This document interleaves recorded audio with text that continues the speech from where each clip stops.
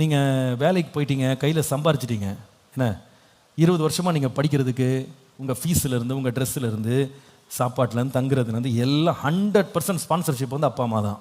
இப்போ வேலைக்கு போயிட்டேன், அப்பா அம்மா தானே. ஒரு 10 ரூபா கொடுக்கணும்னு மனசு வர மாட்டேங்குது பாருங்களேன். அந்த அப்பா வந்து அம்மா அப்பா எப்படி இருக்கீங்க, அம்மா எப்படி இருக்கீங்க விசாரிக்க மனசு வர மாட்டேங்குது பாருங்களேன். அன்றைக்கி உங்கள் அப்பா அம்மா சம்பாரிச்ச 1000 ரூபா வச்சு 900 ரூபா உனக்கு கொடுத்துரு, 100 ரூபாயில் வயிற்ற கட்டி வாயை கட்டி உன்னை படிக்க வச்சாங்க. இன்றைக்கி 90,000 ரூபா சம்பளம் வாங்குறேன். அந்த 90,000த்தில் 1000 ரூபா அப்பா கொடுக்குறதுக்கு ரொம்ப வலிக்குதுங்க. சில பேருக்கு ரொம்ப கை வலிக்குது. கொடுக்காமல் இருக்கிறதுக்கு அத்தனை நொண்டி சாக்க சொல்கிறாங்க. எனக்கு அத்தனை கடன், நான் அதை வாங்கணும் இதை வாங்கணும், எனக்கு காசு இல்லை. யாருக்கு? இவ்வளோ நாள் வளர்த்தாரு பாருங்க, அவருக்கு ஒரு மாதம் கொண்டு போய் இந்தாங்க வச்சுக்கோங்க, கை செலவுக்கு வச்சுக்கப்பா. கொடுக்க மனசு வருதாங்க? வருதா? இல்லை கொடுங்கன்னு சொல்லி மனைவியும் சொல்கிறாளா?